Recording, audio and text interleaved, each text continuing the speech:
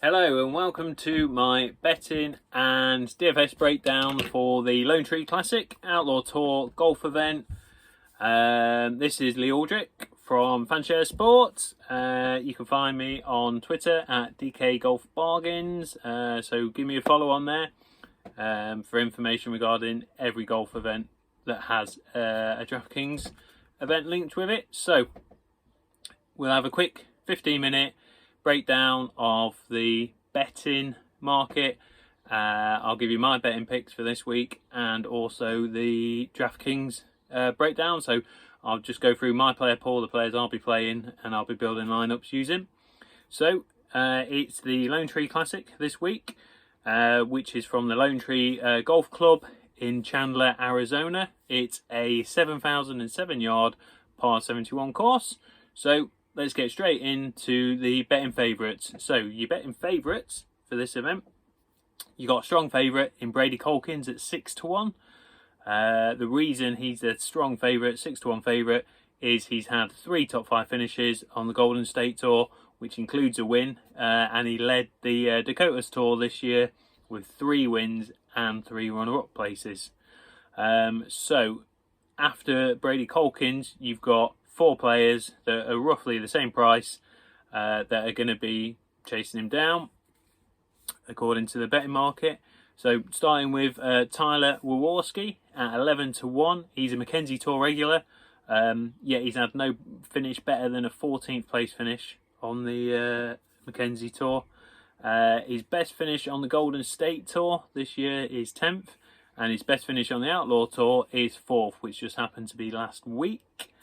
So coming in with a little bit of form, 11-1 it seems a bit short for me. Next man up is Alistair Doherty at 12-1. Finished 4th last week, which was his 4th top 7 of the year on the Outlaw Tour. He has a 3rd place finish on the Golden State Tour to his name this year.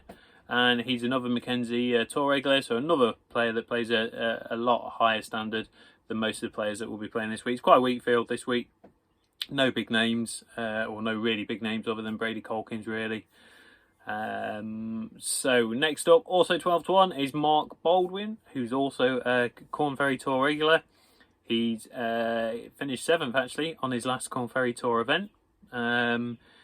He finished 9th in his only event on the Outlaw Tour this year, and he's had a 3rd and a 5th in his 2 Golden State events. So you can see why Mark Baldwin is 12-1, and I think that is a very fair price for Mark Baldwin. Doesn't play many of these events, but he is turning up in this one. And then the last player that is at 12-1 is Shahif Thagala, who managed to get to the 3rd best amateur in the world. So it takes a lot of class to be ranked that high as an amateur. He's had 4 amateur wins in total, and he's not finished outside of the top 6 in his 5 amateur events this year. So a really good amateur, mixing it with the pros this week. Be interesting to see how he goes. He's priced up at 12-1, so he's almost the 2nd favourite. In fact, it wouldn't surprise me if he started the event as the clear 2nd favourite. I think a lot of people will be on him this week. So, my bets. I like Mark Baldwin at 12-1 for the reasons above. That's a very fair price. I think he's got a very good chance of winning it, especially considering he did have a 7th place finish last time out on the Corn Ferry Tour. So, obviously playing good golf. Now, just outside of the favourites, you got Nicola Galetti, who's 16-1. That's the highest price we've seen for him for a while. And the reason he's been so highly priced recently is because he has a 1st, a 2nd, and a 3rd in his last 5 events. So some real class there. Last couple of events haven't been too good, but the 3 before that were fantastic. And he ranks 1st on the Outlaw Tour for par breaking. And 3rd for holes per eagle. So stats wise, he's one of the most likely players in the field to score lots of birdies and lots of eagles. So 16-1, I think that's a good time to jump on that. That's a good price.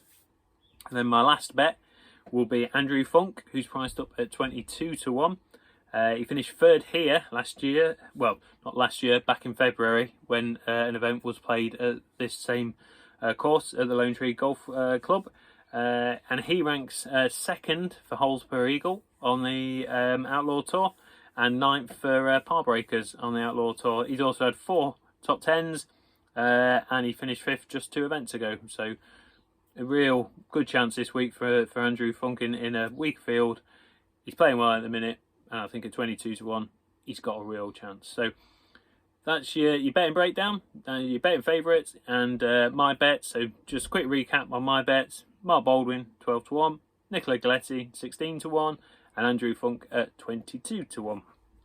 So, moving on to the DraftKings event. So again, Showdown, round 1, round 2, round 3. There's no entire event DraftKings, unfortunately. But yeah, as usual, it's just round 1, round 2 and round 3 showdowns.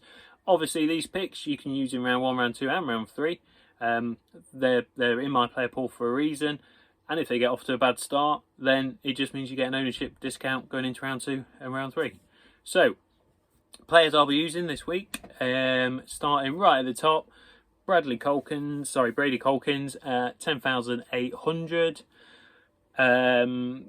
He's a favourite, worthy favourite as well, so not got a problem playing him. I won't play an awful lot of him, but I'll certainly be playing a couple of lineups with him, maybe about 10% in 10% of lineups.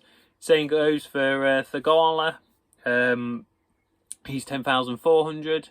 Again, I won't be playing an awful lot of him at that price and in an untested event like this. But I think there is a lot going for him. So again, I'll probably play him in about 10% of my lineups. Same as Alistair Doherty. He's priced up at 10,200. I do like the way he's playing at the minute. And I think at 10,200 should be able to fit him into quite a few lineups. And then moving on to Mark Baldwin. Mark Baldwin is priced up around the 10k mark. Again, love him this week. Think it's fantastic price in the betting market. He's fairly priced in DraftKings, so I'll be playing quite a bit of Baldwin this week. And the player that I really will be playing a lot of this week is Nicola Galetti at 9,800. So as we talked about in the betting, he's had a 1st, 2nd and 3rd in his last 5 events. He ranks 1st for par breakers on the Outlaw Tour and 3rd for holes per eagle. So statistically, got a fantastic chance of putting up a big score for you. And at 9,800, he's fairly priced. And I might be starting a lot of lineups at 9,800. Next man up that I'll be playing is Neil Johnson at 9,400. He's showing good form recently. He's had 3 top 10s in his last 4 events. I still think he's a little bit expensive at 9,400, so I won't be playing a lot of him. But again, it'll probably be in about 10% of my lineups. Now, the next man up who I will be playing a lot of is Andrew Funk, 8,800. We've been through why I like him in the betting section. Finished 3rd here last year, 2nd for holes per eagle, 9th for par breakers, 4 top 10s this year, and finished 5th just a couple of events ago at 8,800. He'll be in a lot of my lineups this week. Then moving on, we've got Xander Winston at 8,700. He ranks 5th for breaking par on the Outlaw Tour, breaking par 30.2% of the time, and he also has a 7th and an 8th place finish on the Outlaw Tour this year. So he'll be in a few of my lineups. The next man up is Barry Enright, 8,600. He won last time out, which was 2 weeks ago. That was his only appearance on any of these minor tours that DraftKings have priced up events for. And crucially, he had a rest last week. He didn't play last week, so he had his win, had a rest, so he's coming out refreshed. A lot of players, they have the first win, come straight out, and then it just doesn't go very well for whatever reasons. But he's had that rest. He can get the celebrations out of the way with, and at 8,600, I'll be playing a bit of him this week. Then just below him at 8,400 is Matt Snyder, who has 4 top 15 finishes between the Golden State Tour and Outlaw Tour this season. He ranks 15th on the Golden State Tour for par breakers, and he shot a 65 in his last round last week. So really solid round last time out. So hopefully that form returns and he can do the same again this week. Then 8,200, another man like Enright, who's had only one appearance on these minor tours this season, and that resulted in a second place finish. And that was in quite a big field with a lot of your big players playing in that field. Your Anguianos, your Woos, your Picanzo, they're all playing in that event. And Trevor Lanson managed to finish second. So there's obviously something good about his game if he's able to finish second in a field like that. So 8,200, I'll be chancing him again this week. And then moving down to 7,800, you've got Sean Carlin, who ranks 10th on the Golden State Tour for breaking par this season, and he's had 2 top 10 finishes as well. So when you're getting down below 8,000, there's not a lot of options available, but Sean is one of the options that is definitely worth playing. So he will be in a lot of my lineups this week. And then just below him, you got Caleb Ramirez at 7,700. He's had 6 rounds on the Outlaw Tour this season, and he ranks 35th for par breaking par 26.9% of the time. And he's had a 6th place finish on the Golden State Tour this year as well. So, again, down at this level, you're struggling to find anyone that you really like, but there's a lot going for Ramirez this week. So, 7,700, he'll be finding his way into a few of my lineups. And then the last player in my player pool this week is Jeff Nichols at 7,000. He's the only one anywhere near this price that I want to play this week. And he ranks 29th on the Outlaw Tour for par breaking this season. He's thrown in a couple of decent rounds recently here and there. You wouldn't want to play him in a full week event, but in a showdown, he showed enough that he can shoot low in any given round. So, it's a breakdown of my player pool this week. So, hopefully, some of those will shoot the low rounds this week. We've come very close to 2 wins in the last 2 weeks. We've had 2 runner-ups. Neil Johnson at 50 to 1 a couple of weeks ago. And also